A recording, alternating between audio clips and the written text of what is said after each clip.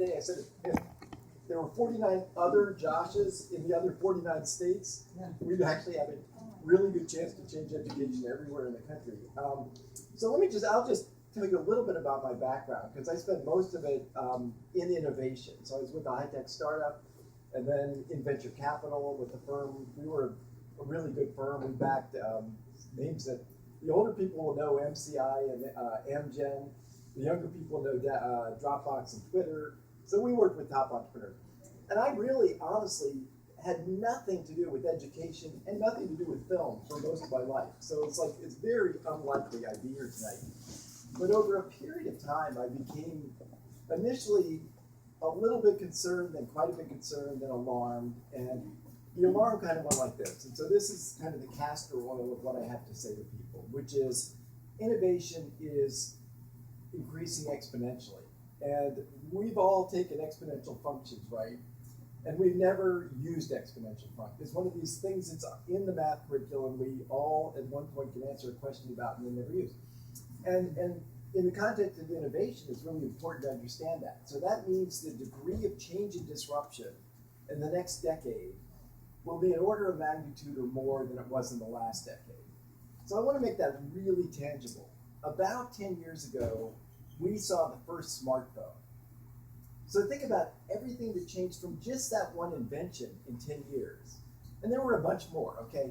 So that level of disruption in 10 years past will not only be matched in the next 10 years, not only be twice as much, it will be 10 times as much or more. Which means none of us can imagine what it will be. And if we think we can, I can tell you I spent my career in a business with people that spent all their lives trying to guess what would happen. And at best, it was just who the heck knows. And so the one thing we can be sure of is this, and this is the wake-up call, I think, for everybody involved in education, for all the people here, but particularly for the younger kids. It is a certainty that in 10 years, if it's a routine job, if it's a job you just follow instructions, if it's a job that requires you to master a low-level skill, in 10 years, that job will be gone. Okay, so just, if you go home tonight and say, I can't remember what this guy told me, remember that one thing. In 10 years, if it's a job that just means follow instructions, do simple low-level things, recall content, won't be here. It will be gone. And I want to make that extremely explicit. So about a year ago, I was at the TED event where they gave the big TED Talks, and I met with a bunch of the absolute top technology officers from all the companies you know, Amazon, Google, Microsoft. And the person from Google explained this. He said, about 6.5 years ago, a team came to Google, to the senior managers, and said, we'd like funding to work on this thing that we think we could actually pull off called a driverless car. And at that team, which now they're putting their career on hold, they're passionate about the potential for the driverless car. The most optimistic person in that team said, it will take us at least 20 years. There was a book written about 8 years ago by these guys, and you'll still see them quoted, and people still take them seriously about what's happening in the labor market. And the example they include, David Autor, A-U-T-O-R, the example they include of something that technology will never, ever do, the driverless car. And they go through in great detail all the complexity of a left-hand turn in traffic. Clearly, we'll never be able to automate that. Well, if you follow driverless cars, they're already substantially safer than people-driven cars. And so all that stuff is happening. And so consequences of that for education are profound. And when I started to then watch what's going on in school, honestly, and I've got a TEDx talk on this, it started with my kids. And I'd look at what they were doing in school, and I'd say, this doesn't make any sense. It's as though, this was my first naive take, it's as though school wanted to erase every characteristic from a kid that will be their best ally in a world of innovation, and with the aspirational goal of having kids come out of high school almost as good as a smartphone. I said, this can't make sense. I mean, I said, maybe it's just this school. And then I go visit other schools. I said, well, maybe it's just these 10 schools. And then there's other schools. And maybe it's just these 50 schools. Maybe, and that led to this whole process that brings me here today to talk about film and education. As you realize when you go into the history of education, that was, in fact, the exact thing schools were designed to do. So it goes back to 1893, a bunch of people that said, what skills and character traits do our kids need to have lifetimes of jobs on an assembly line and not complain. So let's just get rid of every sense of creativity. Let's get rid of every sense of personal agency. Let's train them to do the same thing over and over again. And when I start to list the characteristics you need on an assembly line, I often say to people, just kind of, if you can talk a little bit fast, I'll say, fast performance, routine, low-level tasks, never make a creative deviation, no errors, super time efficient. And if I just say those 5 phrases in isolation, you know what most people say back to me? They say, oh yeah, SAT test prep. and on the one hand, and it is funny, but on the other hand, it's real, right? Because that, in fact, is what happens with most kids in most schools. And so you play that forward, and what really alarmed me is if the structured jobs are going away, if school is essentially preparing kids for jobs that are vanishing, if the very characteristics, the things that you find in almost every five-year-old are no longer there. Honestly, if you want to be you've got a young kid. If you want to be really optimistic about what will happen in our world, just visit some 5-year-olds, right? They ask a million questions, they think outside of the box, they stare down failure, they're bold, they're audacious. They just go with it, right? And so it's not that we have to put characteristics into our kids that aren't there. We just have to stop taking them out of them. And so I said, whoa, this is not a minor thing. And so I got going on it and decided to do a film because I felt that film could connect with people emotionally. I knew nothing about film, but I at least knew enough to go find a great director, which led to the film most likely to succeed. And if you haven't seen it, I hope you will. And then just sort of a bunch of travel. But the thing, and then particularly with the younger people here, it's great to have this audience. The thing I really like to make, the point I want to make to the younger people is the fact that all these routine jobs are going away is bad. But it's not that bad, right? Because the jobs that are going away are exactly the job you never want. So the fact that somebody's standing in front of you saying there will not be a job in the economy that you wouldn't want to have, that's not really that bad of news, as long as you can create or invent your own job. And one of the quotes I love to use in my talks is from a senior person at Apple. And this has profound implications. He said, "We have decided that any employee that needs a manager is no longer employable." So think about that. If you need somebody to tell you what to do, we don't want to hire you. Because why not? I mean, if you're going to give explicit instructions, that will all be done by machine intelligence. The significance of that for what kids need to be good at coming through school is profound, right? If in fact you think that kids should be more and more responsible for their learning, if you think kids should be finding problems in or around their school or in their community and being able to solve them, learning how to learn, almost like the old game Pac-Man, just gobbling up and solving these problems, those are the kids that are going to be in great shape, right? And I've actually, I don't know, how many of the younger kids here go to this school? Is that most or a lot? I mean, I was here in May. I was just blown away, and I was at AP. I've been at a bunch of the schools here. You guys are lucky, right? You're in schools that are unlike what 99% of the kids in the country are in. So you are getting those kinds of experiences. The other things I want to emphasize with kids, particularly are the one of the things that I think happens, and this is worth elaborating on a bit, but because it's happening to kids a lot in school, is they lose their boldness, they lose their fearlessness, and you just get over a period of time get conditioned to sort of do what you're told to do. Now that's not happening for the kids in these schools, but I'm just sort of making a generic observation. And the example, it comes to light for me in a couple ways. Is a lot of my friends will say, "Could you meet with my son or daughter? They just graduated from school X. It's a famous school. Often it's one of the top ranked, most selective schools. They're back at home." I say, "For how long?" They say, "Not that long, just a year and a half." I say, "Okay, what do they do most of the time?" They say, "Well, it's a very tough job market.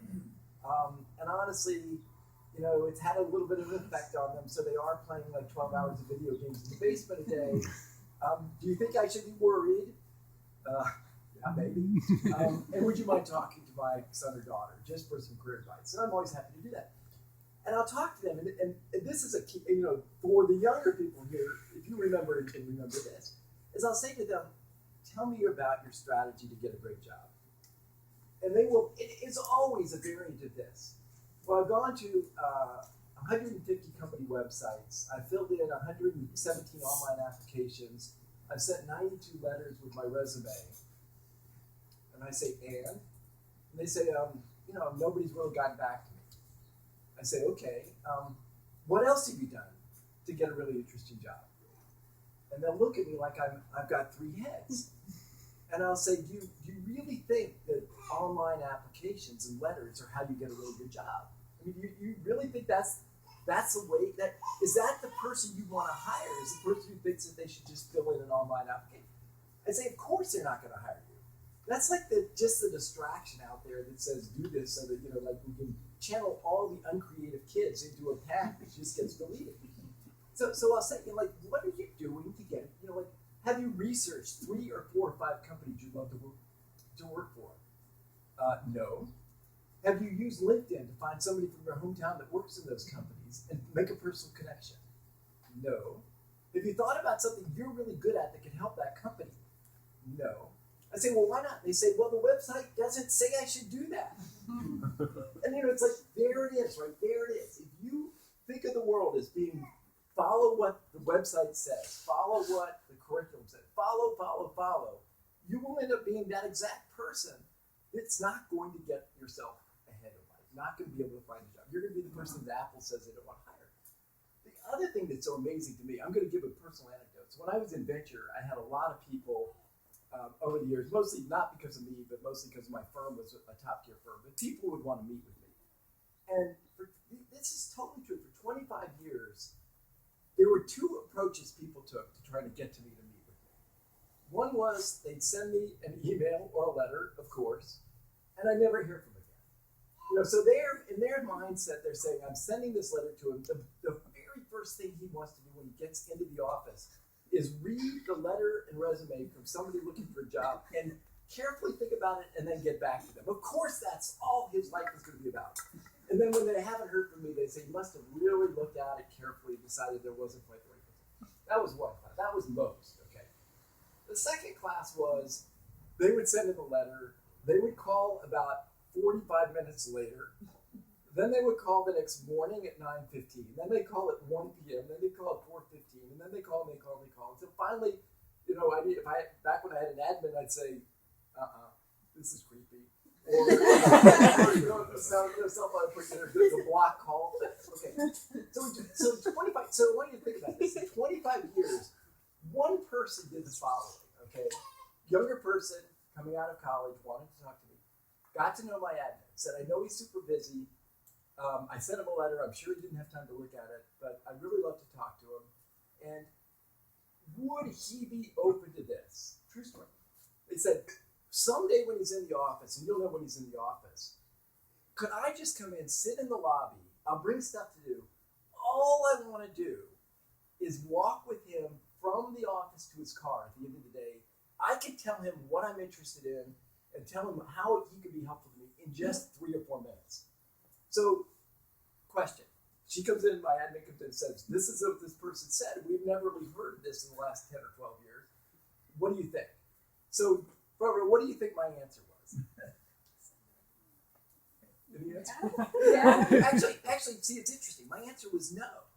My answer was no. I will not make that person sit in the lobby until the end of the day to talk. Somebody that creative, somebody that bold, somebody that in 10 years is the only person that's taken a creative approach to meet with me, set up an hour for me to meet with them. I want to hear more. And so you think about this and you say, my gosh, and when I relate this particularly to young people, they say, well, somebody else might have been mad. Somebody else might have not done that. And I say, sure, somebody else might not have done that, but they're not answering your letter anyway. Like your downside is exactly 0, and your upside is you get a meeting. And so the thing is you guys are doing things. You've got this enormous ability, particularly as younger kids. You can get to CEOs in this state. You can get to the most important adults you could ever imagine, because they're going to be blown away if you are willing to think creatively about how to get to them. And say, I'm working on this project. You guys work on all these great projects, right? You guys are doing things to make the world better. And so when you start to think about the mindset, right, that we need kids to have coming through school, And as I say, you guys should all go home tonight and write a thank you note to your parents or your teacher or whatever for being in the types of schools you're in, because having been here, right, you're in schools that are actually encouraging you to be that way. And for every one of you that's in a school like that, there's 99 that are encouraging you to, get the right answer or fill in the right box or whatever. And they're really, I hate to say it, but over and over again, that's what's happening in our country. And it's one of the things that makes me worry is that if a lot of kids come through school simply trained to kind of follow the instructions, do what they're told, boom, they may actually look good on paper. They may look like they're excelling. They may not look good on paper. There could be a large range of how they look on paper. In real life, there isn't a large range. Those kids are being set up for failure. And so you start to think about this, and it's why the film, I'm such a believer in my film, is because it shows kids learning differently. It shows kids taking responsibility for things, cutting across disciplines, doing things they really love to do. And my best advice, particularly for younger people, is if you just have a pattern, I don't know how many of you are in situations where, whether college is sky high in priority or moderately high or whatever.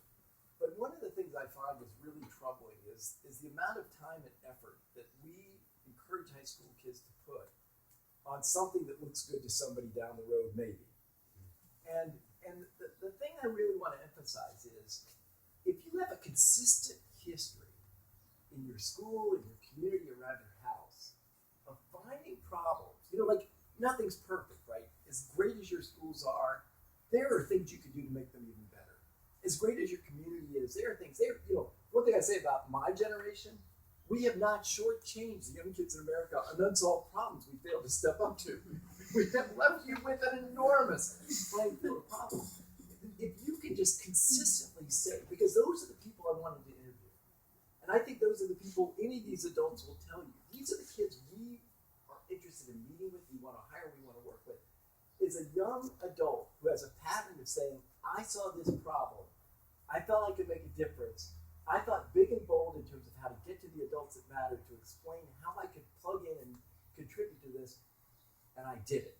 And it wasn't easy. I faced some setbacks. There were some things that didn't work, but I stayed at it, and as a result, this aspect of my school, this aspect around my house, this aspect of my community is now better as a result of my efforts, my perseverance, my creative problem-solving skills. If you have a resume that has that once, you will be unusual among young adults. If you have it twice, you will be remarkably unusual. If you have a pattern of that, I don't care what else happens. I don't care what your grades are, your SAT scores, where you go to college.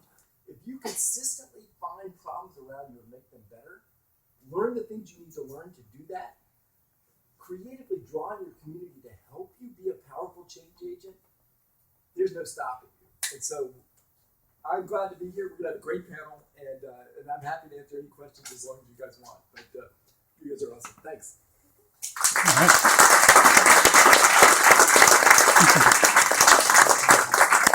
Una.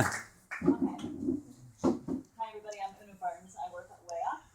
Initially when I signed up for this, I thought I was going to be the person who opened the gate and closed the gate, but I end up in this illustrious and esteemed panel. It's as close as I'll ever get to a Dr. Ted talk, so that's great. I didn't even use that as a restaurant. Thank you very much. I was wearing this hat earlier and someone said, "You're making me nervous today, Miss Burns." And I was like, "Oh, that's a pretty good joke." So I got my little neuron hat on here. But I wanted to wear this to remind us that we want you to think. It is so inspiring to stand here and have all these kids in front of us. I'm sure you guys all feel the same. To see kids from other schools, to see kids from our school, to see a lot of our staff members, to see a lot of our parents and PTO, a lot of our community, some of our mentors. It's inspiring to work at WEA and to have this and to be surrounded by this. But what we're trying to make you do and what you make me do is think. And it's really important that we start to do a little bit more of that. To think about what we're doing in our work and also with respect to our being a good citizen. And we're hoping that as students of WEA and people who come to visit WEA that you can see this. Again, it's a great honour for us to be part of Dr. Ted's film, and we really appreciate that. We are a project-based school. We focus on marine science, environmental science, and also STEM. And at this time, I'd really like to pay homage to Rod over there. He's one of our mentors. We could not be a school without mentors. We have other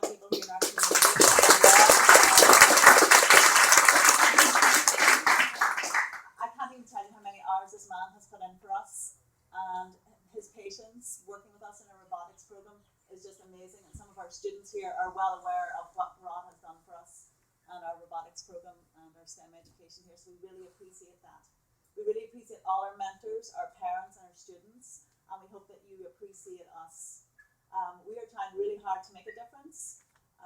We do try to keep an approach of letting kids choose, letting kids get involved with authentic projects, something that means something to them, something that they can be passionate about. And hopefully, if you get a chance to talk to some of our students later, they'll reiterate that for you. One of the great things about our school is we get to learn with them. I learn so much from these kids every day. It's pretty amazing, and I hope that they sometimes learn something from me.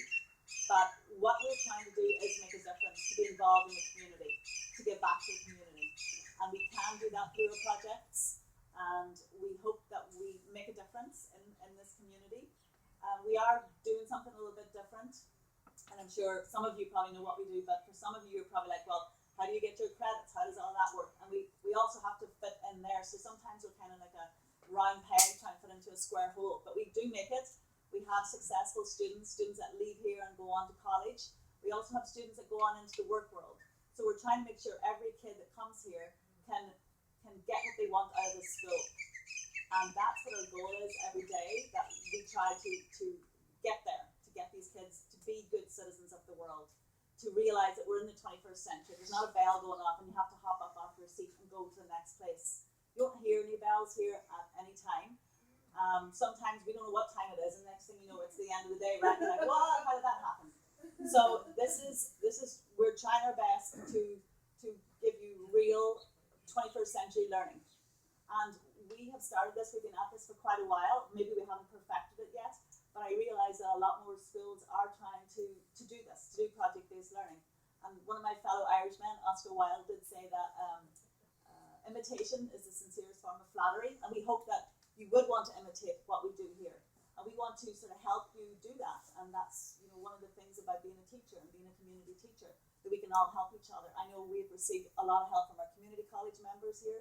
We do have a lot of our students that get to transition into college and do running start classes. So we know we get help from the community, and we always want to try to give back to that community. Again, it is so inspiring to see so many young people here tonight giving up their time, and I see that all the time at WEA. Kids being involved before school, after school, on weekends, trying to help out. And we're just hoping that we are getting, we're making them feel like they're successful and that they're appreciated, because we really do appreciate them. I really appreciate all my teachers that I deal with, and if they would all mind standing up, there's quite a lot of them here. Would you guys? These guys, if it wasn't for all these people, I don't know what we would do.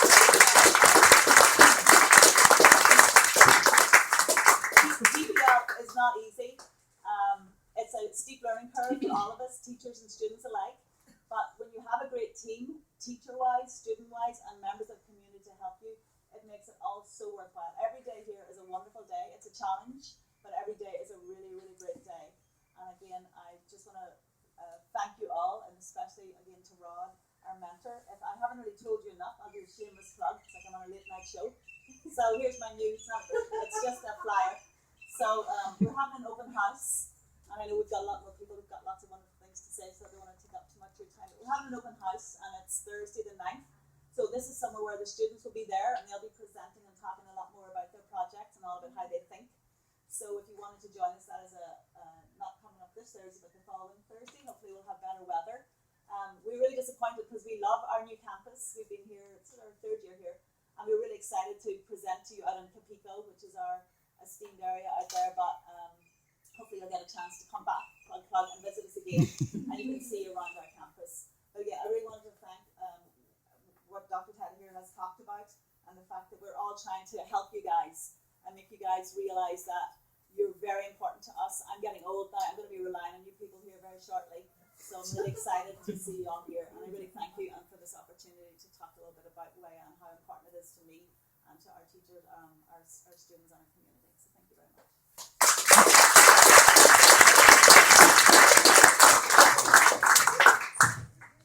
Guess I'm next. Aloha. Aloha.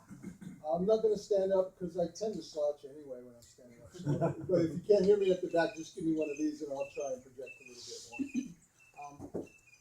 Yeah, being part of the large state-run university system, I sometimes feel like I'm a round peg trying to get out of being stuck in a square hole.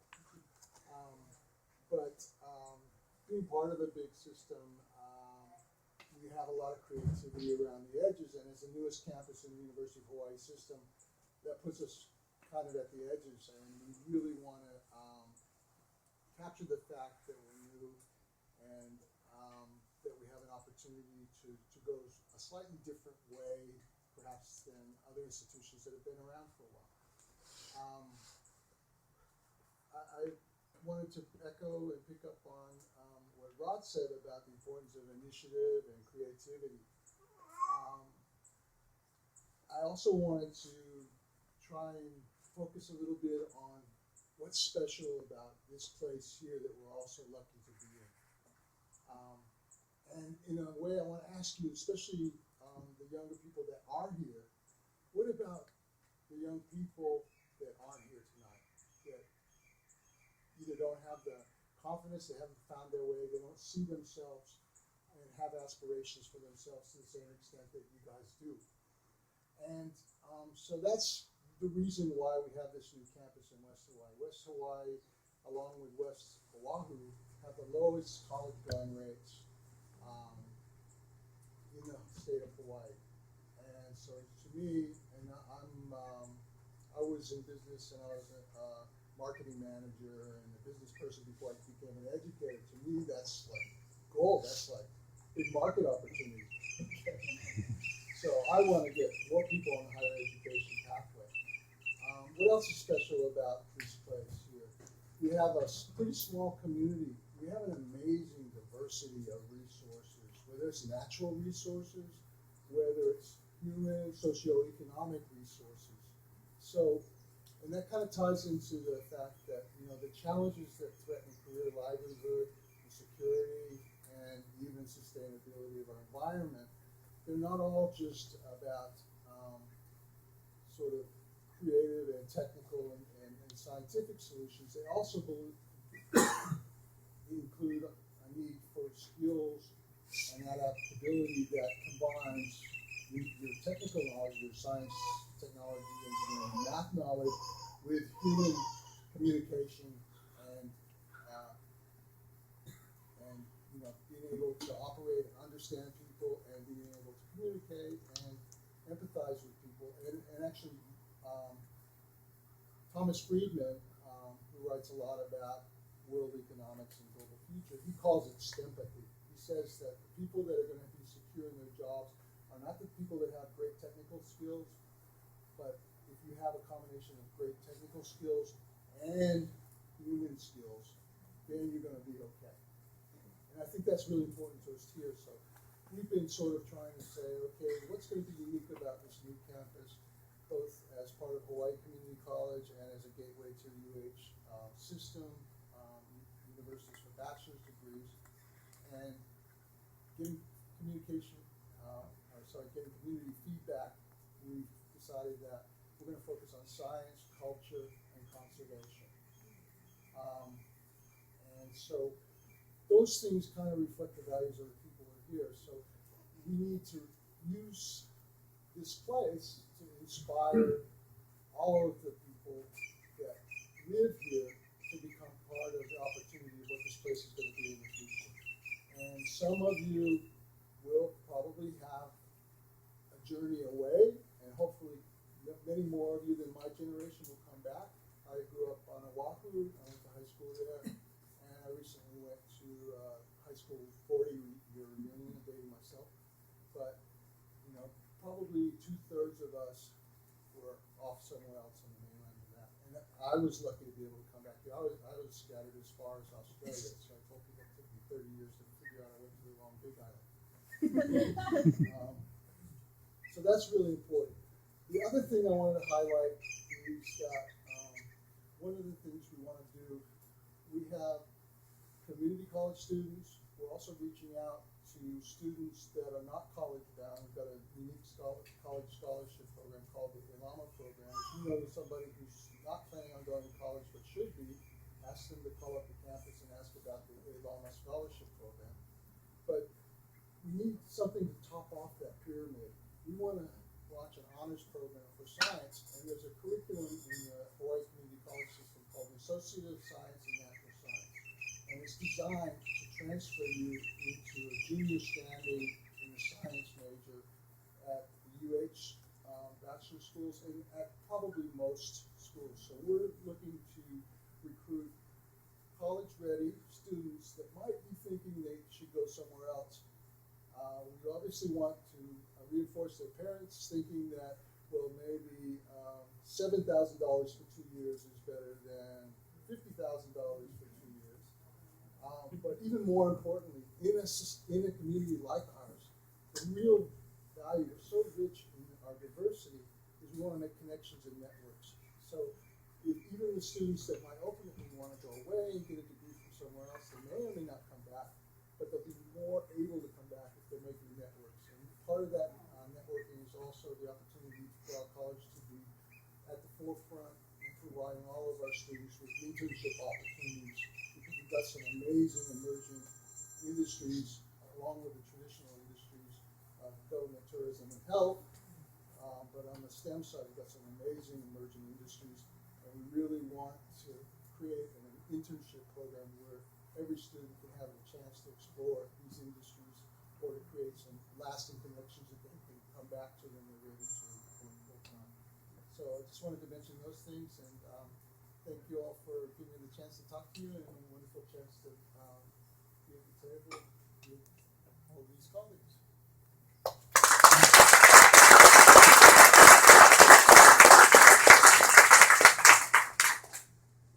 Hi guys, I'm Carrie Miller. I think some of you know me as Mrs. Harris, but I'm Ms. Miller now, and I'm looking out at this room and realizing the talent that is here gathered today.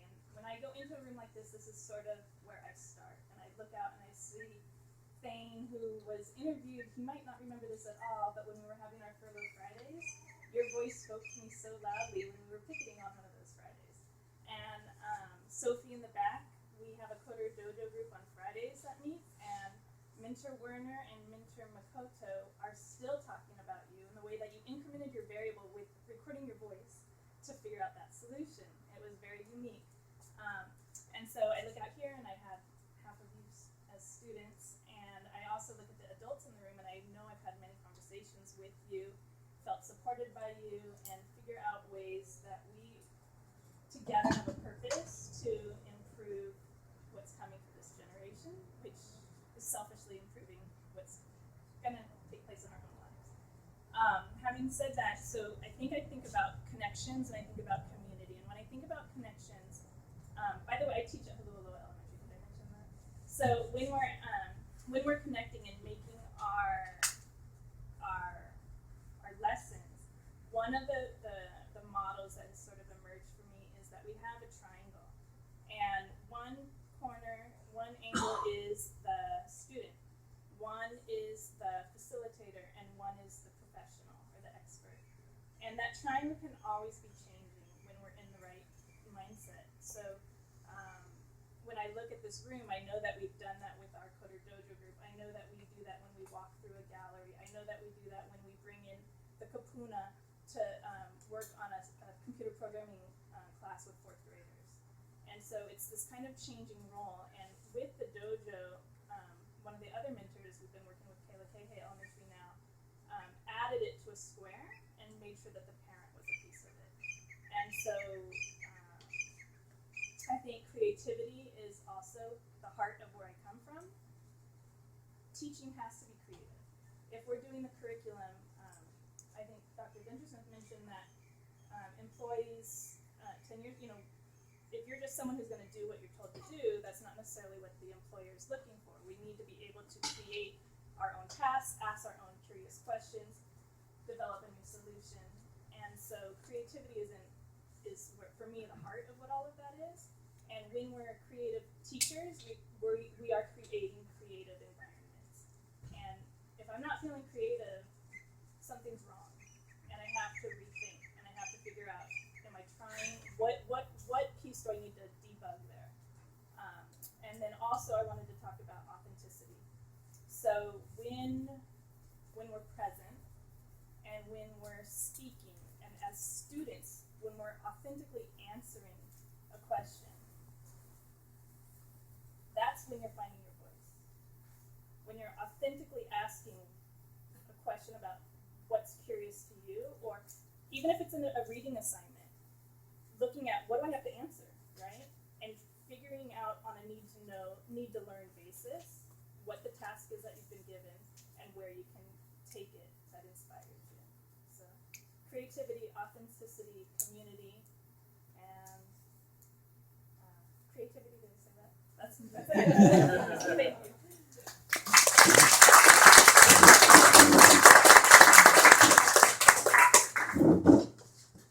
Hi, my name is Justin Brown, and I teach up at Calcay High School, and 21 of you are my students. Good job coming tonight and do your creative projects at home.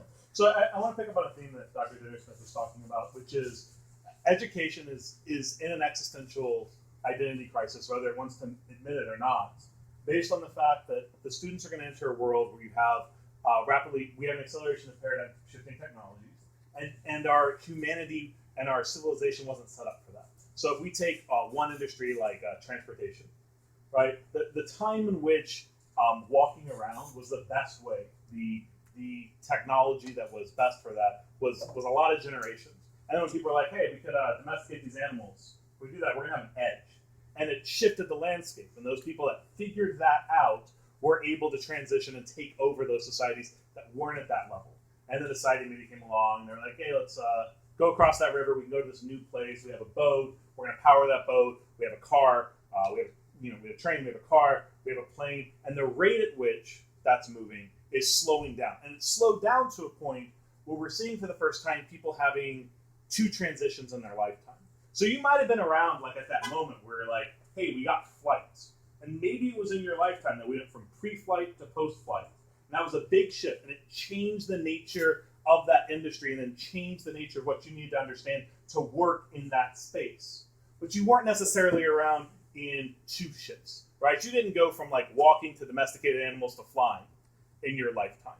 But that latency period from when an innovation comes out to when it becomes kind of an industry standard is really tightening. And education is an institution designed to canonize things, to look back and say, we can see currently or in the past, these are things that need to be passed on because they're important. And so as we defined the canon, right, when you talk about the Committee of 10, we defined a canon that's not our world right now, and we're still trying to define what needs to be learned, and the idea that you could canonize, that you could say, man, if we could discreetly describe these skills and then innovatively and effectively deliver them to students, then they're going to be prepared to step into this world that has these paradigms. But the paradigms are shifting so quickly, and it's empowered by something called Moore's Law, and Gordon Moore lives on our island right here. And what computers did that we've never faced before, which forces a change, I think an ethical, a moral change in educators in looking at themselves as far as what they're doing, is that at a flat cost every 2 years, your processing capacity is doubling. And that type of exponential growth is something that the human brain will never take on. And so it's putting this downward pressure on all of these industries that we used to prepare kids well for. And so we're going to have to look forward and say, what are we preparing for our kids as far as workplace? And it's my belief, and I know many of you have heard me talk extensively about this belief, that right now you can pretty much guarantee that if a kid does everything that we tell them to do in school now, they will struggle their entire life to have a job that allows them to provide for their family anywhere in the world, much less a very expensive place like Hawaii. And there was this part of the social contract that said, we're going to compel you to come to school. This new idea that said, like, don't go out and learn things kind of locally or based on what you're passionate about at 13. We're going to compel you, and we have this set of information that if you learn, the back end means you can enter the community and get a variety of jobs. And I think that's our responsibility if we're compulsing them. And what if we're missing on our responsibility? What if a kid can go to our school and take all the classes that we ask them to take and learn all this stuff, and we missed on them ever being able to find a job? It's my belief that that's the reality that we're in. And I think people are like, but it's never been that way. You're right, it never has been that way, which is why we have to shift, and we have to shift really quickly. And my concern is that institutionally, if we don't shift in our public schools in particular, if we don't shift in our public schools, the the kids that are going to be left behind are the ones who are already most disadvantaged, right? That like some parents will jump into this, or some people will jump into this, and they'll put their kid in an after-school program, or if they'll have the resources. You know, if you have resources, however the economy changes, you have an advantage to enter those markets, right? So someone who had a lot of affluence, you know, a kid at HPA or a kid at Punho or Iolani that had kind of that extra token, what if those are the only ones that are really kind of making it? And it's not too hard to imagine if the economy isn't valuing the skills that we've taught the kids, automation putting this real pressure on in a way that we have a generation of kids that have a rudderless feeling, right? Like the Jeopardy guy, right? Ken Jennings said, because we've defined so maybe falsely that your worth in society deals with the work that you do. And if kids aren't able to get work anymore, right? And maybe we'll enter this world where we have a new social contract and people can go out and be like bohemian, like wonderfully creative, compassionate people. And I would love for a retoning of the social contract. Bill Gates 2 weeks ago had a nice article explaining how that might happen. Right now, some tech entrepreneurs in Oakland are looking at a citizen's wage. And maybe we'll go down that route that says we can now decouple your worth from work and say, just be free because we've entered into an area of so much more production because all this automation has created one of the three ways you change the economy, right? Distribution, innovation into a new sector, or efficiency. And you are able to affect the efficiency and the innovation so much higher that we've created more wealth and we're going to distribute it and our kids will be empowered to still find their dreams. Or maybe it's going to be a really cold world that says like, we have no use for you economically. And so we're going to disregard you socially. And it's a bleak world that I don't like. I coach a robotics team. I absolutely hate robots. I'm like very against them. Like I think this is a bad direction we're going in. I love the conversations that Hawking and Zuckerberg are having about stop working on AI. We're going to really screw ourselves over with this one. And maybe we'll put on the brakes and maybe we'll transition things, but maybe we won't. And I don't want to. And every single day I try and work as hard as I can so that any kid that comes into my program where I can work with or I can touch, that I do everything I can for in that world, they have a place to share what they learned in this community, this empathy, this understanding of kind of an Ohana unit, this understanding of contribution to the broader world that says, hey, let's not be so like bleak and nihilistic, which is where I really think the technology is pushing us. Like, let's not hit all those dystopian realities that everyone sees in science fiction. Like, let's solve these problems together because we're putting new cool problems on the table. We're solving things we've never done. The world's going to have these cool hovercrafts, and we're starting to like mess with time travel and some great exploration things. But if we leave our kids behind on this, the adults are going to be retired 30 years. Like, they're going to be taken care of. And they're going to be sucking into a system where our kids literally will not have a foot to stand on.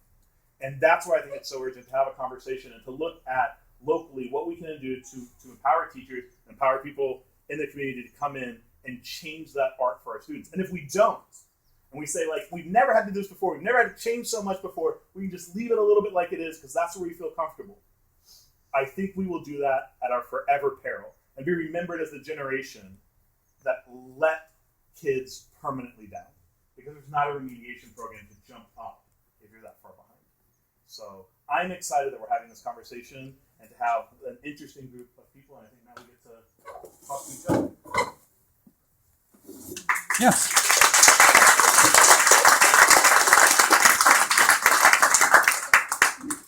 Yeah, so please, I'll moderate if I have to, but if I don't have to, take it away. To feel at the floor, I mean, I'm particularly interested in hearing questions from students. I know we're getting to it later, but I would encourage them even earlier if they've got some to jump in because they always have such great questions. Yeah, that'd be fine.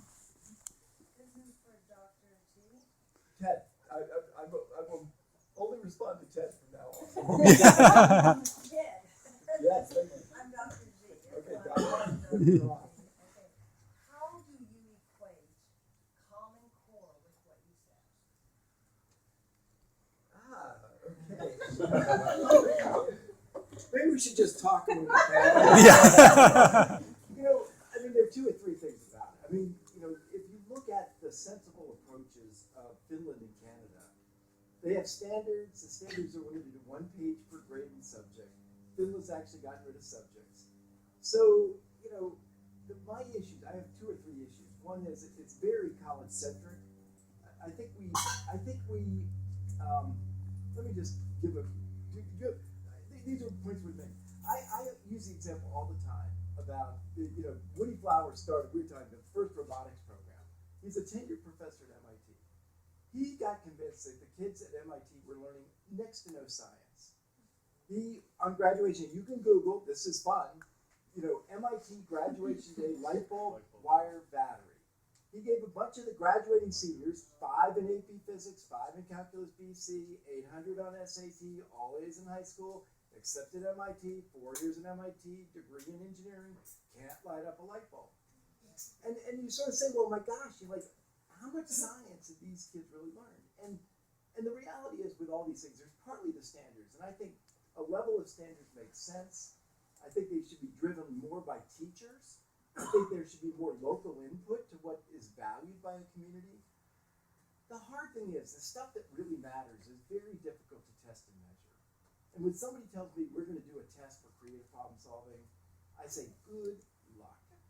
And it's the real difference between authentic displays of real work that's done, where adults can come in and say, wow, that's great. Because when you display it, the kids know how good it is.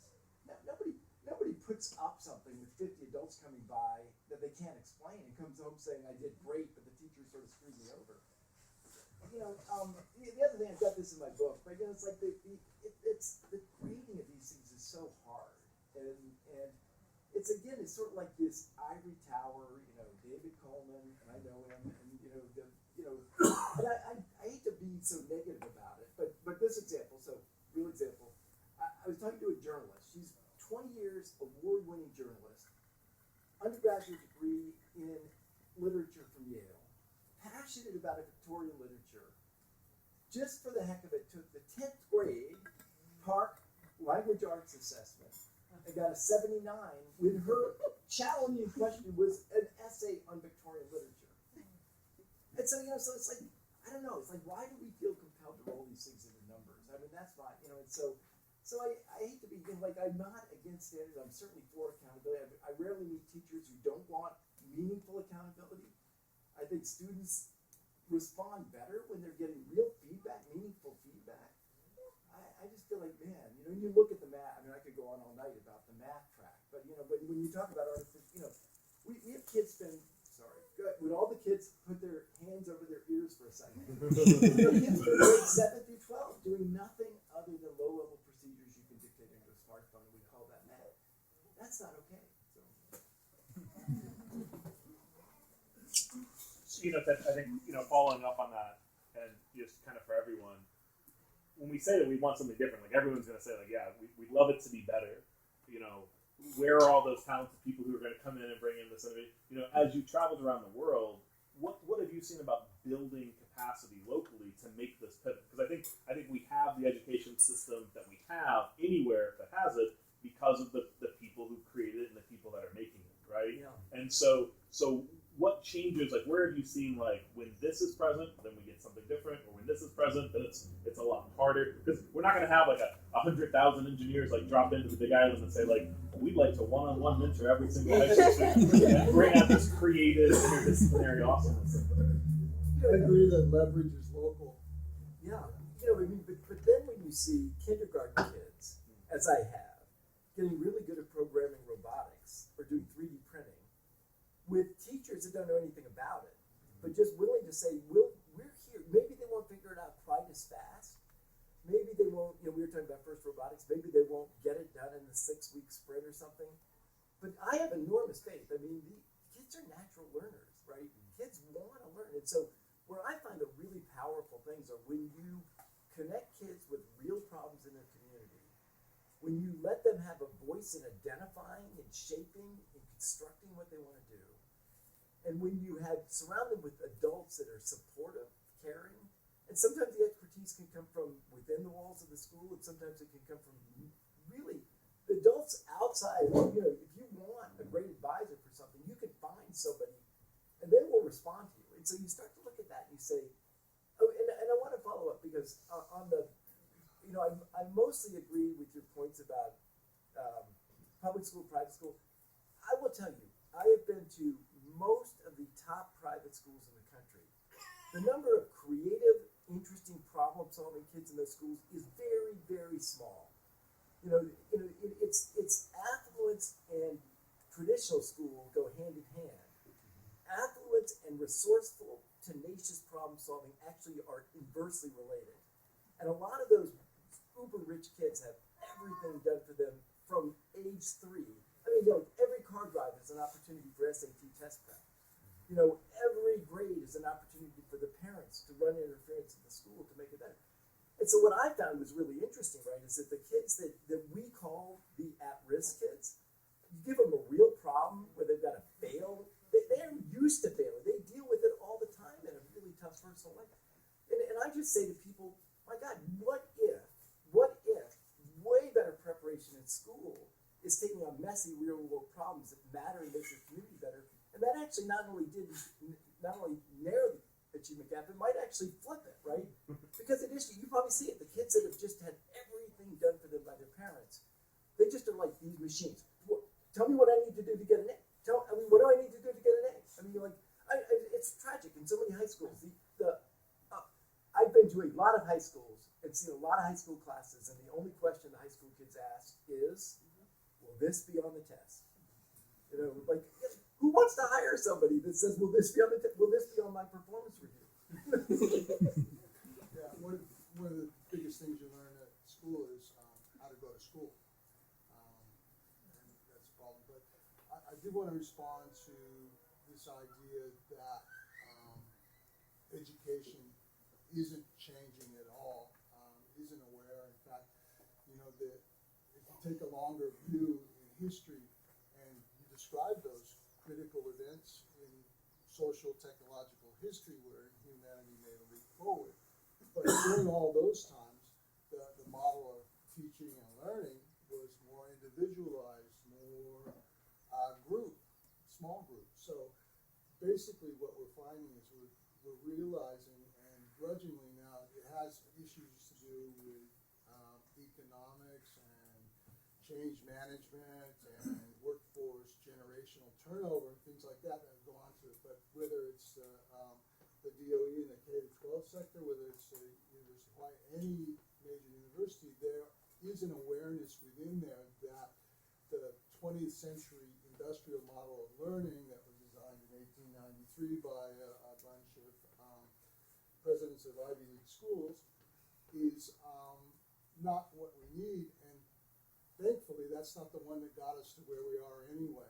It's probably a blip along the way, and we are getting away from that. So we are looking at more, I think, total person, more holistic kinds of learning, understanding also how the brain works is a big part of that.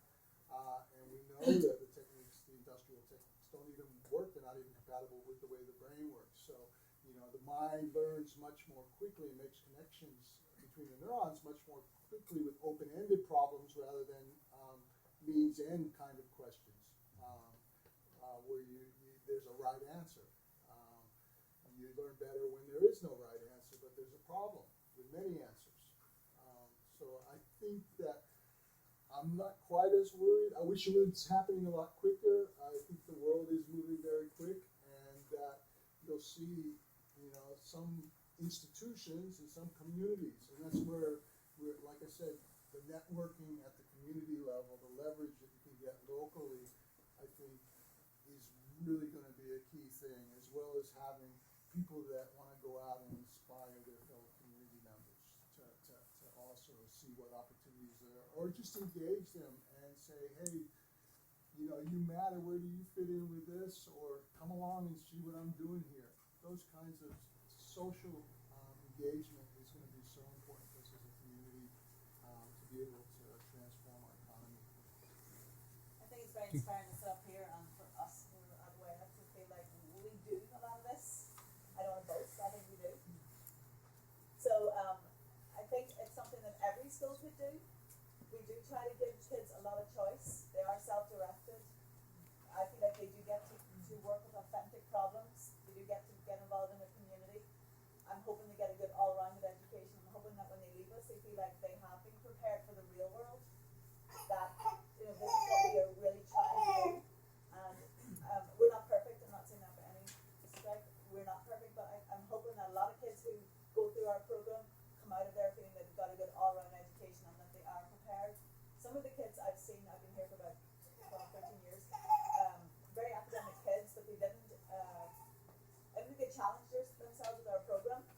But I see other kids who perhaps weren't as academic, and they come out of our school, and I have never been so impressed. They had worked so hard for everything they did, and they were successful, and they went on. And we have kids all over the place in all kinds of colleges, but also that are currently working, who will come back and visit us and say, we really appreciate what you did for us. The fact that they learned to be confident, that they could communicate, they could listen, and they could manage their time. And this thing here is our time management system, and this is one of the things our kids, some of them have it right now, they will come back and say that's one of the things. They learn how to organize their time.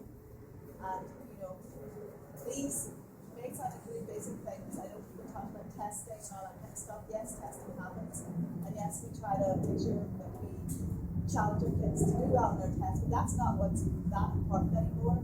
It's about actually being a real world learner and being a good citizen and someone who's kind and respectful and can communicate and can advocate for themselves and hopefully, be a good citizen for this 21st century where we find ourselves. My question is for Ted. I'm sorry I haven't seen your film yet, but I look forward to doing so. Did you, in all of your research, look at all in the homeschooling communities? Because a lot of the education there is tailored to individuals and takes place in real life settings. Yeah. So the question, in case you didn't hear, was in the course of doing the film, I wrote a book with Tony Wagner, Homeschooling. I not only researched it, we did it with our kids, and we did it for what I mean. It's there's no ideal solution in any ways, and some of our friends who homeschooled have them just go through the some standard curriculum, and so it can be as underwhelming as a traditional school, and others, the kids just take off, and they really are supported to go every which way from Sunday. A lot of the challenge. I mean, if learning is a very social activity, and where I find the best learning is taking place is when the students are actually teaching each other. It's a funny thing. We've got in my film, so I won't take credit for this observation, but the chair of the Applied Physics Department of Harvard, Eric Mazur, is in our film, and I write about him a lot in my book because he also, like the MIT guy, thinks that most of the kids who go through everything perfect, A's in Harvard and learn no science. But he says, who's better to teach a kid something? Somebody who's been teaching it for 20 years and takes it as second nature, or somebody who just figured it out the day before. And so there's this enormous opportunity for students to critique each other, to give each other feedback. And so I think if you are taking a homeschooling approach, you need to make sure you have that social component built in. So, but I mean, we, with our kids, it was actually an inflection point for me as we traveled for a year. And this will give you an example. I was so paranoid. I was like, I had to get on what curriculum, if they were 5th and 4th graders and we're traveling for a year. And I'm so worried they're going to be impaired for life by falling behind. And then you realize, the world is a classroom, right? I mean, there's so much to be learned from the world. What was I doing with this crazy curriculum? So anyway, I want some student questions. I'm on the record. We need some student questions. You guys So someone from the first 2 rows.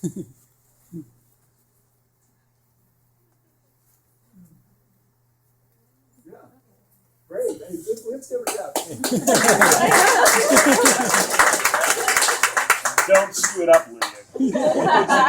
She will not. She will rise to the So as some of us are going to college or getting ready to go into college, and there's still this kind of common core curriculum go into these programs, what's the best way to kind of expose ourselves to creative, hands-on, learning-based projects within trying to get good grades and get your degree? I'll take a crack at it. But you guys, the 2 or 3 things I'd say. One of the most important things I can say to high school kids is the most important factor of college is what your plan is for what you'll get out of it, not how hard that particular school is to get into.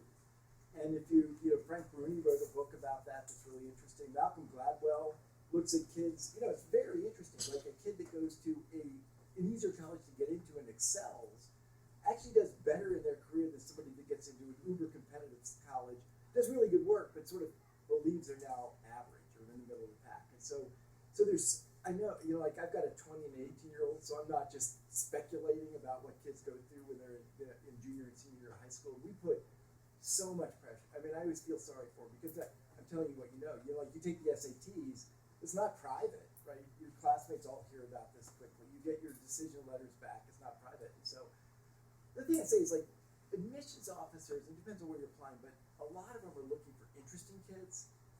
And over and over, parents will say to me, this is a kiss of death. And this happens to me all the time when I give talks. The parent will come up to me and tell me about what we have done to prepare for, you know, we are studying for SRTs, we are working on our essays, we took 12 AP courses in high school, we are taking Kumon tutoring after school, we. And then they'll circle back and say, I can't believe it. We didn't get into any of our top 10 choices. And we had, you know, 760, 740, and we this and we that. I said, you know, you just need to find a college that's looking to take a team instead of your kid. That's what you need. That was your mistake. You actually applied to colleges that were looking at the kid and not both of you. That was your mistake. And so, you know, so oftentimes if you're doing really interesting things, there's this, you know, the essay is a great way to express that. And you'd be amazed how many times admissions officers will look at somebody that's got great numbers, but there's no soul there. There's nothing about it. And the reference letters will often tell a story. They, you know, they're sealed, right? And so you'll have people say, yeah, this kid's really great at doing school or whatever. And so I would say it's like admissions to college is a crapshoot, right? So you can either jump through every single hoop you can imagine to have the best possible numbers and wonder what the heck you're doing with your high school life. Might get in, might get turned down. Or you can do stuff you really care about and be really interesting and be, you know, running after the things you want. Might get in, might get turned down. But I mean, like, if it's a crapshoot anyway, you know, like, and I'm eating, you know, whatever it is, eating my own dog food. I mean, I gave my kids total permission. You know, I mean, neither of my kids spent 1 minute preparing for a standardized test. They each took one test once. And honestly, it didn't hurt at all. You know, like, you know, if your parents, I may be ruining some parents' nighttime. You know, because, and this is really important, you can live your high school life for what a 28-year-old college admissions officer wants. You do that, and you're going to end up living your college life for what a graduate school wants. Then you're going to end up living your graduate school life for what your first employer wants. And then you're going to end up living your first, you know, 8 years with one job for what the next job. You're going to get to be my age, and you're going to say, damn, I wish I had lived my life. You know, and so as I said before, find problems you care about. Make a difference in them. It all will even out at the end. People will want to work with you because you're making the world better. Are you a senior? Yeah. Okay. Well, more and more, again, it's a process of us getting better, but one of the things we're doing in terms of local cooperation is offering more and more dual credit early college classes. Have you taken any early college or? No. Anybody here taking early college? Yeah, you'll find that Hey, Dr. Zimmer. I did actually. When we went to, in high school in California, we had early college. Oh, okay. I was thinking you'd take an early college from my institution. But that's a very, very well-supported strategy. And again, it links back to this kind of thing of unbundling the industrial model and letting people that are ready to do college work, even if they're still get high school credit and get the college credit. Another comment is that with community colleges, you can have the best of both worlds. You know, we have data that show that community college students that transfer into the UH schools do better than people that go there as freshmen and sophomores, as juniors and seniors. So that's an interesting kind of thing too, in terms of the point you made that sometimes it's better to be, I don't know if it's the right comparison, but big fish at a small pond than a small fish in a big pond.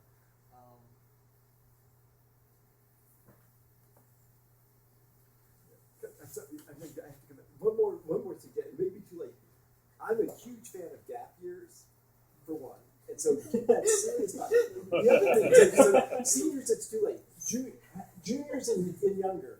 The other thing I would highly encourage you to do is, because as you know, so many people are going to ask you, with the best of intentions, so where are you applying?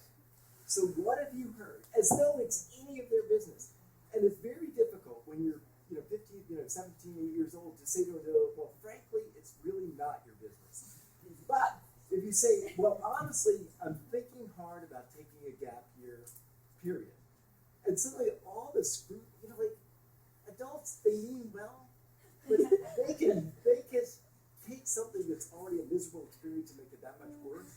So as a seniors, it's maybe too late. I understand that, but for anybody younger, think about that. And actually, think about a gap year, and don't do one of these cushy things where somebody's going to fly you to Costa Rica to build a house for 4 days.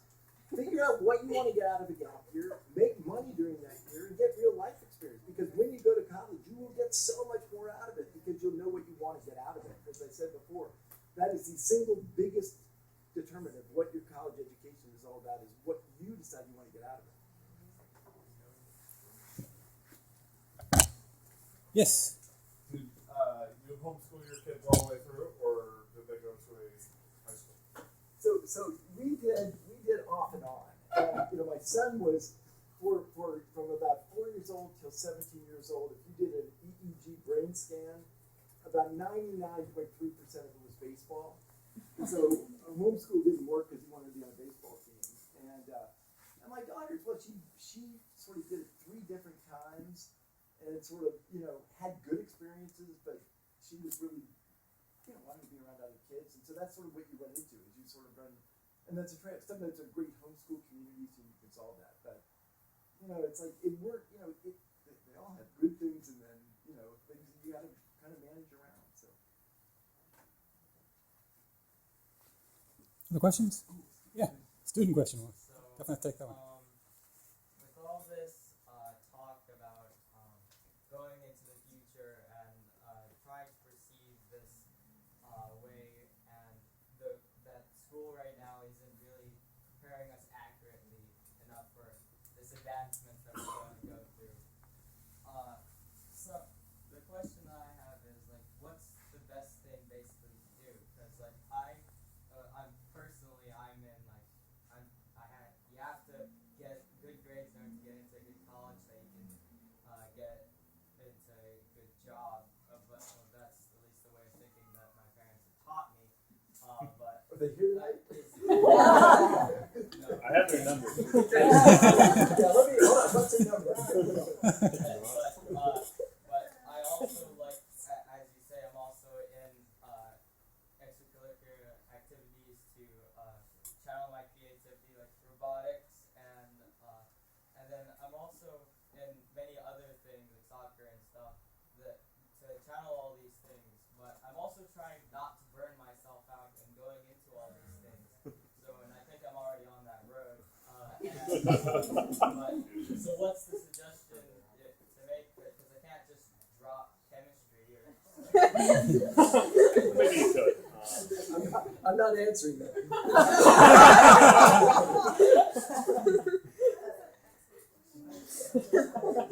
Josh is gonna pipe. Yeah. This is the most serious question that I have heard all 2 weeks of Tech being here.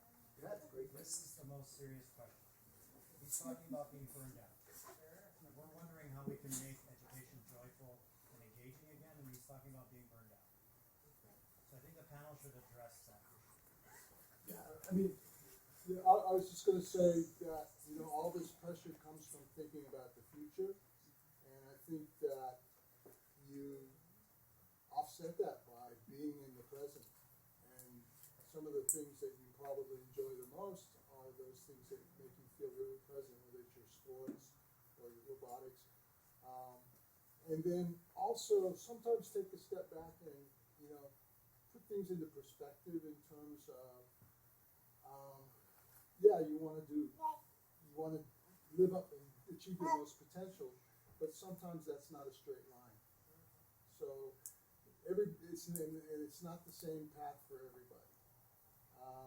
For instance, one of the things I often think about, it really infuriates me actually, is that University of Hawaii system wants every one of their students to take 15 credits a semester and graduate in exactly 4.0 years.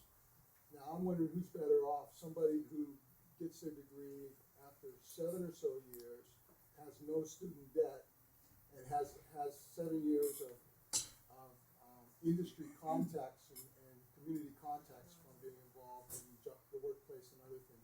Who's better off? As a 7 years out, a 25-year-old. Okay, so yeah, don't be afraid to step back and think about it and think about what's right for you. So you know, I'm gonna. If your parents were here, I'd say the following. You know, there is an aspect of the game of college that I wish I could change. I'm doing what I can to change, but there's no doubt certain things you do in high school have some effect on which colleges you get into and out of. But I would say the get into a better college, get a better job. You know, no. You know, like the last 4 years of college graduates, over half are either unemployed or have minimum wage jobs. Remember the story I said at the beginning about the one person in 25 years who had an interesting, creative way to get to me? When somebody, I don't care if somebody went to Harvard, when they send in their resume to a company, all it does is moves them up maybe 4 or 5 spots in the long list of resumes that they're largely going to ignore. So it's not, there's this whole thing called the creative economy, right? There are all these skills you can be developing.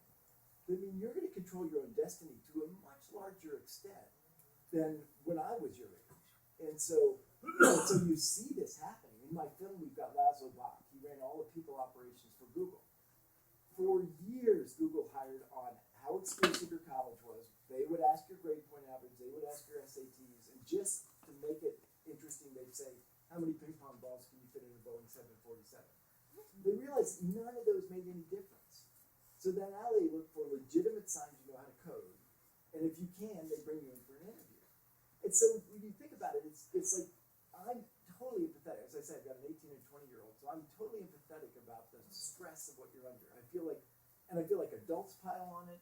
You know, your parents, I don't know your parents, but parents want desperately best things for their kids, but they pile on it.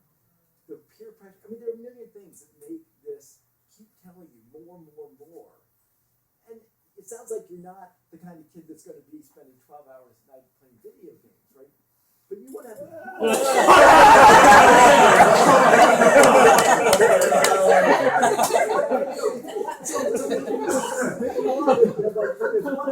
from playing video games to developing video games, right? And so I would be thinking hard about what are the skills, you know, think about college not as the end, but as a means to the end. You know, we think of college as the end. We think that we just look at how selective it is, and the more selective, the better, right? Which there's no data that says that true. And when you organize your life around thinking of college as the end, it ruins really important years. If you think about college, particularly, I mean, it's amazing to me. I would love to know who are the marketing geniuses behind college, right? Because they charge an enormous amount of money. And people just say, oh, the more expensive it is, the more desperate I am to pay that amount of money.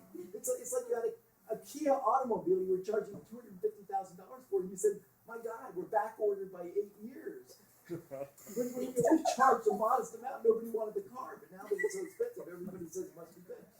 You know, it's so to the kids, I mean, the thing I find over and over again, and I can't say for sure for any given, but the kids that are working on something they believe is important are not turning out. You know, the stress comes not from, you know, in our film, we didn't make these scenes in a film, we just couldn't figure out how to do it. But they interview the kids during the day, and they say, what's your favorite thing about your school? And the kids say, we love our school, the best thing is we have no homework. It's like, wow, high school, no homework, that's incredible. The film team follows them home at night, 10:30 p.m., they're working on things.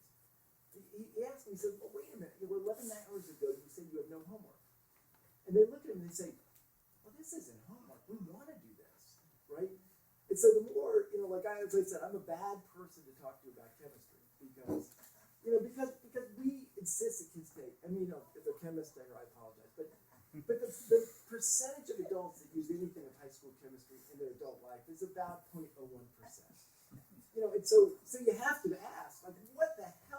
this doing in the mainstream high school curriculum in 2017? And then if somebody's a chemistry teacher, maybe you're making the exception on that. But if it is really true, no, I mean, I can't find adults when I go around the country who do closed form integrals by hand. I can't find adults around the country who balance chemical equations. I just can't find them. I keep looking, but I can't find them. But I can find so many people that want young kids that can identify problems they care about. And I guarantee you, you will not feel burned out if you're making your environment better, if you're preserving the history of your town or your community or your ancestor. Things you believe are important, you will find unlimited amounts of energy for. But if it's something that somebody's telling you to take just because, that's a much different issue. So, sorry. I got two quick questions for you. One, did you hire a parking lot person?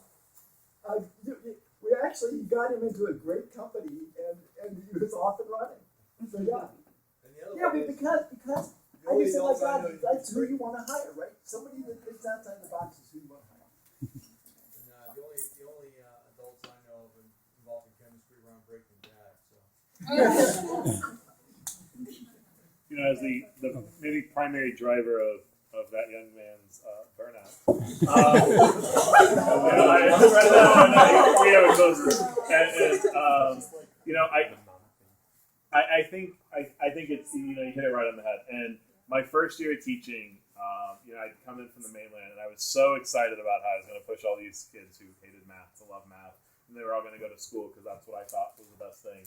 And I was pushing these kids so hard, and you know, one of the kids just like redressed me so hard in this moment, and he's like, "Mister, you're never going to get it because what we see that you don't is that you're selling to us this world where we work on things that we hate, to go to schools that we don't enjoy doing, to then get jobs that we absolutely hate, to work 40 hours a week, 50 weeks a year, to spend 2 weeks in Hawaii. We've already got it figured out." And that has just stuck with me so hard, because there are these other things that clearly we as panelists, as non-members of maybe your family or that close network, that's going to drive you well beyond whatever school you go to, mattering or not mattering, is that there are things that are just frankly more important. And I think we need to do a good job of including that into the narrative. You know, what does a transcript look like that shows a picture of what a kid was passionate about? Like, what does that world look like if, you know, if by seeing a transcript, you knew the things a kid thought about when they went to sleep, right? That they actually got that energy from, right? So things you're passionate about, when you work on, they give you more energy. And things you're not passionate about, well, that's a job and you hate it and you begrudge the work for it. And that's an exchange I think we have to be a lot more honest with kids about, that maybe we're forcing a whole lot of things they're not passionate about that will increasingly have low relevance, but also are probably automating their brains in dangerous ways and removing them from the culture and community they need. And so I think for all kids, that can be a difficult balancing act, because your institutions, your parents, and your mentors will not have the insight about what makes you tick that you have. And having the audacity to advocate for that is something I wish I knew how to teach better, for sure. A question? Thank you for that answer. I want to actually direct the question straight to you, and I'm sorry, there's a little bit of a curveball. I have watched you work with students. I've watched you work with kids. And I believe that you have found some kind of magic Jedi powers to bridge the gap between adult and kid. That you move seamlessly between the two. And I would love if you could just talk for a minute or two about not necessarily how you do it, but how we might be able to enroll more teachers in an opportunity to be able to do that.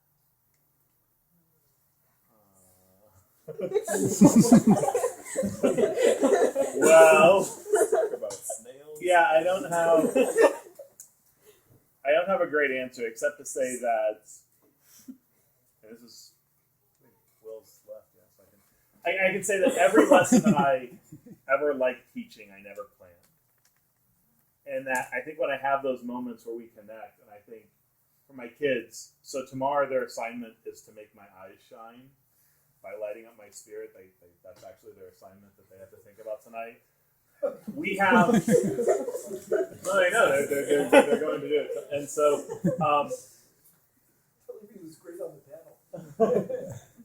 basically, I think, and it's not just for me, I think it's for any educator, any parent, there are moments when you're authentically and genuinely passionate and excited about talking about something, and you believe in it so much that people will jump along with you. And I think that, I feel like I only have like 5 or 6 of these stories, but I got like 5 or 6 of these stories that'll jump kids along with us, and we can talk about them for a while. And when they have that fun of that, like, this was an engaging thing, and we just talked about ant communication, or we just talked about, you know, the expansion of the universe and how it's all going to fall apart, and we were all there. And I don't know, I feel like in some, you know, metaphysical way, but also maybe in a physics way, you're literally energetically connecting with someone. Then, like, whatever the topic is and whatever you're going to do next, like, you're in it together. And I think the biggest thing, I don't know, I mean, thanks, Josh. I don't know how well I do it, and I want to do it a lot better. But I think most of my students, most of the time, know that we're in this process together, and that we can create some cool things. And maybe I can show you some that we've already done or other kids have done. But I'm going to be really excited about that moment that you create something and you can feed back that shining eye moment. For those of you that know Ben Zander, his wonderful TED Talk. And so I think some of it's the energy, and it's, you know, although I do feel like burned out more and more, so maybe I can lose it. I don't know. I like weigh internally, like how well am I balancing that? But I think it's just for any adult or any kid, when you're there and when it matters to you, it's going to matter to them. And I've never really found a way to get that matter part by starting at looking at like a test or a math problem. But boy, when I start with that and it's mattering, then it seems like a pretty easy pivot sometime to talk about like, well, wasn't these bouncing balls kind of interesting? Let's look at parabolas, right? Like, how could we investigate this in another way? So I wish I could systematize it. What I know is that I learned how to do that from like 2 great teachers. My father, who's a music teacher, and this amazing NASA-trained physics teacher I had. And I just think about these moments where you go into their class and your imagination would just start to soar. And then somehow you also learned a ton of stuff that you could apply and be creative with. And I remember the feeling I had. And when I come into work, I try and think every day, what am I going to do to make that feeling happen for somebody? And if I can do that better, if we can do that better, then I think we don't have to worry about these problems we're talking about. I would agree that I worked as an academic developer in a couple of universities in Australia, and my job was to help people improve their teaching. But invariably, every great teacher, what you find out is that they have great teacher or teachers. And that's why it's so important for us all to be passionate about what we care about and inspire other people, whether we're doing it as a teacher or a classmate or next door neighbor. Any other questions? I do have one. So project-based learning has been around for a while, and Way's been doing this for about 20 years now. And I'm sure the idea has been around forever. Yeah. Is there any, have people been doing any kind of studies on it? Is there any kind of data, since we're sort of talking science, that supports how well it works? Well, it's not, I mean, the network of deeper learning schools, which are largely project-based learning based, does track how students do. Most of those kids go to college. Their performance in college outranks kids with different backgrounds, and their graduation rates out. You know, so, and those are not 3 to 1, but it's like 80, like 10, 15 percentage points in a range, depending on what the metric is. But if the norm is hovering around 70 to 80, they're like 10 or 15 percentage points better. So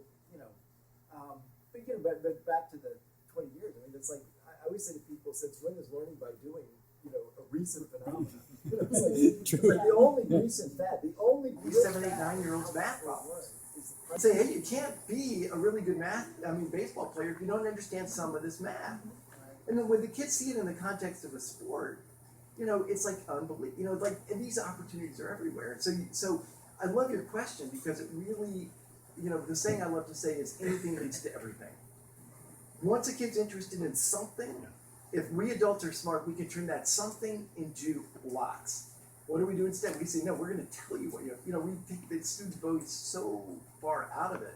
And the thing over and over again when I travel, parents or teachers will say to me the following. They'll say, it's so funny these days, any kid that gets interested in something can become an expert in a matter of a few days. And I will say back, doesn't that have profound ramifications for what we do with kids in school? If in fact the most important thing is connecting them with something that they're interested in, and they will become learning engines and just go like crazy on it. I think that begs for massive restructuring in what we do in our classrooms. So you mentioned Finland and Canada, so have you seen any school, he's actually my department head, and I teach culinary arts, and we always keep going STEM, but I'm like, culinary why arts can't we integrate, academic learning in so many kids and young adults tell me they learn more math, more biology, more economics and culinary than they learned in their 3 classes. Finland's interesting because they're very healthy in terms of just respecting kids' choice. There's no college obsession in Finland, and half the kids self-select for the trades, which, by the way, today require, if you want to pick it, electrician, it requires technology, entrepreneurship, science, and hands-on ability to solve problems. It's a very challenging job, interesting job. You make your world better. Finland's got their head screwed on right. Who's interested, right? And it's like, okay, and they do a lot of hands-on in their classes. So, but here's what's heartbreaking, right? And I'm seeing Posse next week, Posse Solberg, but Finland will say, we didn't think this up. We got all of our good education ideas from the United States.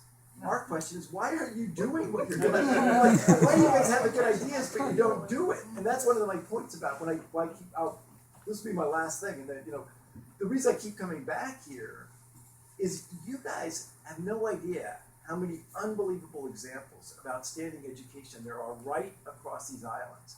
You don't have to send contingents to Singapore or San Diego or New York or whatever. World-class education is right here. It's happening. And so the real question is, in a society and a culture that's very mutually respectful, that's collaborative, that's got points of excellence, I'm betting, I'm on record as saying I think you guys can have the best education system in the world in 5 years, but it's right there. It's like, it's so possible because, you're doing it, right? And then the question, it's a lot easier to spread what's working than to try to figure out something you don't know, so. All right. Before we wrap it up, I just want to put my mentor hat on for a moment and say 2 different things to the students who are here kind of in response to some of the stuff that we talked about and thinking about your future and either college or work. So on the college front, I do interviews for my alma mater. So every once in a while I interview students who applied there. And what they're looking for students that have passion about something. So they got to be smart. They got to have some, so you do have to take those classes and take some of those tests and things. But I would say find something that you're really passionate about, like 1 or 2 things, and do those. Don't try to spread yourself. Don't do every single thing that there is in the school. Admissions counselors look at that and they see, oh, you're just trying to get in. But if you show something that you're really passionate about, that's what they're looking for. And what Ted was saying about us being in Hawaii and being able to find the job that you want, right? We're lucky we live in a small state, and the degrees of separation between you and anyone else in the state are pretty small. If there's some place that you want to work, you can probably find somebody who knows somebody, maybe who knows somebody there. It's much easier to do that. It's easy to talk to people in the legislature, other jobs, So take advantage of that. And that's it. Thank you, everyone, for coming. Please stick around and have some poo-poos. Oh yes, we just be out of here by 8 o'clock. Before 8 o'clock. That's still some time, right? Yeah.